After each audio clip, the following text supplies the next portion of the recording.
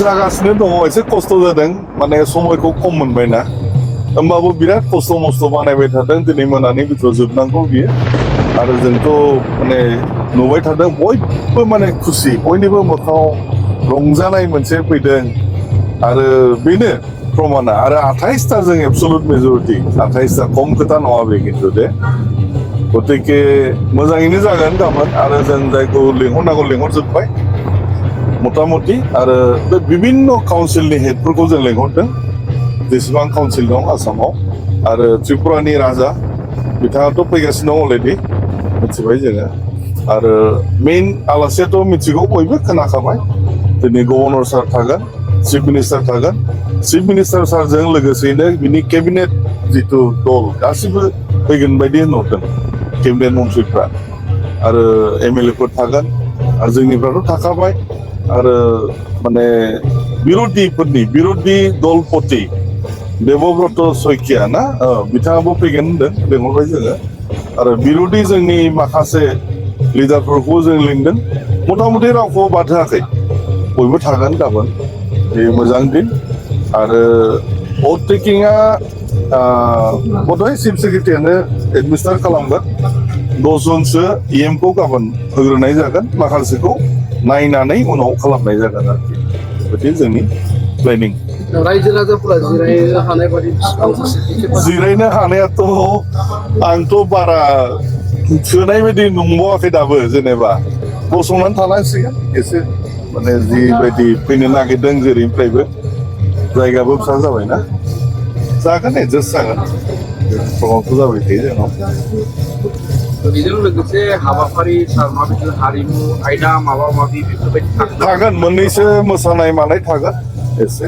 आरो जोंनि कालसारखौथ' जों देखायनांगोन ना बाहेरानि आलासिबो थागोन नालाय जोंनि कालसारखौ मोननैसो आइटेम दोनदों बेखौ खालामगोन मोनानि हाबाफारि आं एक्जेक्टलि बुंनो हानाय नङा दा आं बेखौ फाइनाल मोनथ'वाखै मोनानि बदे थानाय नङा नामा मेनलि इउटिउब बानायग्रा इउटिउब माने जाय सालायो बिथांमोना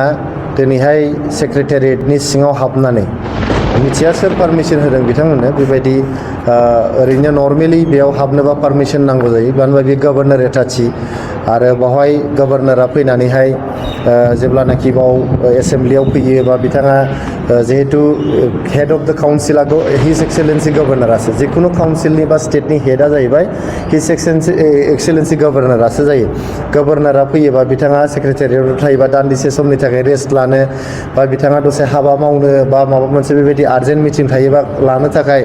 बे जे मोनसे गभर्नर एटाचि मोनसे थायो मोनफ्रोमबो काउन्सिलावहाय दा जोंनि बे काउन्सिलाव बेखौ साबना हामनायै रायजो राजानि रांजों बा बियो पाब्लिकनि जे टेक्सनि रांजों बेखौ बानायनाय जादों बे रावनिबो पार्सनेल प्रपार्टि नङा बिथाङा बे प्रपार्टिया प्रमद बर' सारनि नङा आरो बे प्रपार्टिया हाग्रामा महिलारि सारनिबो नङा गतिके बे जिहेतु पाब्लिक प्रपार्टिसो दिनैहाय बिथांमोना इउटिउब कन्टेन्ट बानायनानै बे प्रपार्टिखौ प्रमद बर' सारनि प्रपार्टि बे प्रपार्टिया प्रमद बर' सारनि उन्दुग्रा बाव थाग्रा होननानै देखायनो नागिरदों बियो नंखाय बियो जोबोद नंखाय बेखौ नोंथांमोना अफिसियेलि कनफार्म खालामनो हागोन बेयाव जायफोर केयारटेकारफोर दङ बा जाय बेखौ सामलायो जिएडि डिपार्टमेन्ट दङ जिएडि डिपार्टमेन्टआव बेखौ सामलायनो हागोन बे रावनिबो पार्सनेल प्रपार्टि नङा बियो गभर्नमेन्टनि प्रपार्टि बेयाव जेब्लानाखि जोंनि काउन्सिलनि आलासिफोर फैयो इनक्लुडिं गभर्नर चिफ मिनिस्टार्स बा बेबायदि प्राइम मिनिस्टार बा सोरबा सेन्ट्रेल मिनिस्टारफोर फैयोब्ला दान्दिसेनि थाखाय बाव रेस्ट लानानै गावसोरनि खामानिखौ जाहाथे मावनो हायो बेनि थाखायसो बे एटाचिखौ खालामनाय जादोंमोन बे फेसिलिटिसखौ क्रिएट खालामनाय जादों बे रावनिबो पार्सनेल प्रपार्टि नङा दा बिथांमोना हाबनानै आं नुदों जे माने बहाबा माने गाज्रि मोनसे सिचुवेसनजों माने सरकारखौ होखारनाय बायदि खालामनानै बे प्रपार्टिखौ हाबनानै बेखौ माने मोनसे कियटिक सिन देखायनाय बे मोनसे आनरुलि मोनसे सिन देखायनाया बेयो जोबोद दुखुनांथाव जादों आङो बिपिएफनि दैदेनगिरिफोरखौ खावलायहरदों आरो जिहेतु बिथांमोना गाबोन समायखिरा लागोन समायखिरा लाखांनायनि उननिफ्रायनो बिथांमोना सरकार सामलायगोन बेबायदि सिचुवेसनखौ जाहाथे जानो होआ दिनै 2020 मायथाइनिफ्राय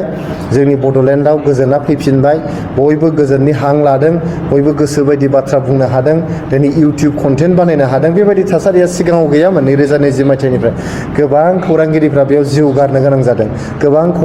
खौरांगिरिफ्रा बाव सिगिसख' खालामजादों गोबां खौरांगिरिफ्रा गोदो बुजादों बेबायदि इउटिउब कन्टेन्ट खालामलायनायनि बेबायदि थासारि गैयामोन अनलि and only Pramod Bodo' sir दैदेननाय UPPL नि सरकारनि टेनियरनि समावसो गोजोन गायसनजानायनि उनाव दिनै बेबायदि कन्टेन्ट क्रिएट खालामनो हादों आरो बिथांमोना बेबायदि मिसलिडिं कन्टेन्ट खालामनानै गावसिनि मान इज्जतखौसो बिथांमोना खोमानानै लादों रायजोफ्रा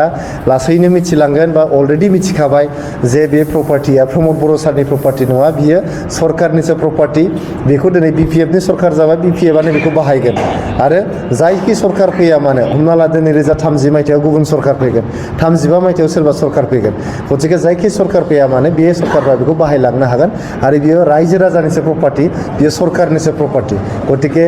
आङो बे इउटिउब कन्टेन्ट क्रिएटरफोरनि बा ससियेल मिडिया इनफ्लुएन्सारफोरनिसिमबो खावलायहरनाय थाबाय नोंथांमोना जाहाथे गावसोरनि डेकरामखौ लाखिनानै जेखौ नंगौ बेखौ देखाय जेखौ नङा बेखौ देखायैया गाहाम आरो मोनसे आनरुलि मोनसे सिटुएसन क्रिएट खालामनो जाहाथे नोंथांमोना नाजाया बेखौनो आंनि खावलायहरनाय थाबाय बे समाव 2020 निफ्राय 2025 मायथाइसिम जायफोर मोजां खामानि जादोंमोन बे मोजां खामानिफोरखौ जाहाथे बिथांमोना कन्टिनिउ खालामलाङो बेफोरखौहाय खावलायनाय थाबाय गोबां मोजां हाबाफारिफोर जोंहा UPPL हान्जानि सरकारनि समाव खालामनाय जादोंमोन बेखौ जों इयुननि समावहाय गाबोन समफोरफोर नोंथांमोनखौ लोगो हमनानै जों फिन खनसेबाव खौरांगिरि मेलजोंहाय जों बुंफिनगोन जों मा हाबाफारिखौ बिथांमोनखौ लालांजानो लुबैदों बिथांमोनखौ समायखिरा लानो होग्रोदो दा बे मोनसे थांखि आरो जों मोनसे थांखि लाबावदों मा जोङो 2025 मायथाइनिफ्राय 2030 मायथाइसिम जोङो अपोजिसननि रल लालांगोन जोंनि रायजो राजाफोरनि जोङो बिबुंसार जानानै बिथांमोननि भइस जानानै जोङो एसेम्ब्लिनि सिङाव आरो एसेम्ब्लिनि बायजोआव गोग्गोमै अपोजिसननि रल जोङो लालांगोन बे मोनसे जोङो थांखि लादों जोङो ब्रैथियाव जिहेतु आसाम एसेम्ब्लिनि बिसायख'थिया फैगासिनो दं 6 दान उनावहाय बे आसाम एसेम्ब्लिनि बिसायख'थिखौहाय जोंनि बिटिआरआव 15था मासि दङ 15था मासिखौबो देरहाजोबनो थाखाय मोनफ्रोमबो एसेम्ब्लि सेगमेन्टआव 15 सोद्रोमानि मोनसे कमिटि दानानै फैगौ बिसायख'थिनि माखासे साखाफारानि हाबाफारिखौ मावनो थाखाय जोङो कमिटिखौ थाबैनो दागोन बेखौ जोङो ब्रैथि थांखि हिसाबै लादों बाथि थांखि हिसाबै जोंहा 3 बोसोरारि UPPL-नो जे कनफारेन्स जायो बे कनफारेन्सआ नभेम्बर दानाव जादों 2022 मायथाइनि नभेम्बर दानाव जोंहा बे 3 बोसोरारि कनफारेन्सआ जादोंमोन जथुम्माया जादोंमोन दा एबारबो 2025 मायथाइयाव नभेम्बर दाननि गेजेरावनो 3 बोसोरारि जोंनि UPPL-नि कनफारेन्सखौ खुंनो थाखाय 20 अक्ट'बरनि गेजेराव भेनु आरो डेट बेखौ थिग खालामनानैहाय फोसावनाय जागोन होननानै जोङो थांखि लानाय जादों 6थि थांखि हिसाबै जोंनि श्रीरामपुर बिजाबाव UPPL हान्जानि बिजाथिया देरहानायनि उनाव गोबां जोंनि माइनरिटि कमिउनिटिनि वार्कारफोरखौहाय UPPL-नि माइनरिटि कमिउनिटिनि वार्कारफोरखौहाय BPF-नि माखासे वार्कारफ्राहा माने हामला खालामबाय थादों न' थांनानै नागिरनानै बुदों होसोदों न'आव थानो हायै बायदि मोनसे थासारि बिथांमोना खालामदों दा बिथांमोनखौ जोङो BPF हान्जानि दैदेनगिरिफोरखौ खावलायहरदों जों जेरैहाय जेसेबां बियाबाव BPF-आ देरहादों बेयाव जोङो गोसो गोरबोजों बजबनानै बिथांमोनखौ हामलायथि बावनानैहाय जोङो सिगांथिं हाबा मावलांनो थाखाय थाग थियारि जादों बेबायदिनो श्रीरामपुर बियाबाव BPF-नि कर्मिफोरा गावसोरनि जेननायखौ बजबनानै लानानै रायजोखौ इयुनाव सेवा खालामलांनो थाखाय जाहाथे थांखि लायो बेखौ आङो BPF दैदेनगिरिफोरनिसिम खावलायहरनाय थाबाय आरो जोङो बे थासारिनि सायाव गांसे लाइजाम क'क्राझारनि SP-नो थाखाय SP-नो जोङो दिनै लिरगोन आरो आसामनि डाइरेक्टर जेनेरेल अफ पुलिसनो जोङो गांसे लाइजाम दिनैनो लिरगोन जाहाथे ल' एन्ड अर्डारखौ मेनटेन खालामो जोंनाव पिसफुल मोनसे एनभायरनमेन्टखौ जाहाथे सास्टेन खालामनो हायो बेनि थाखाय जोङो ल' इनफर्सिं एजेन्सिनो दिनैहाय लाइजामखौ लिरहरगोन बे माखासे थांखिफोरजों लोगोसे गोबां थांखि जोंहा दंदेरबावो खिन्थु माखासे थांखिफोरखौ जों नोंथांमोननो फोरमायनानै नोंथांमोना दिनै जोंनि बे खौरांगिरि मेलाव बाहागो लाफैनायनि थाखाय गोजोननाय बावनाय जाबाय।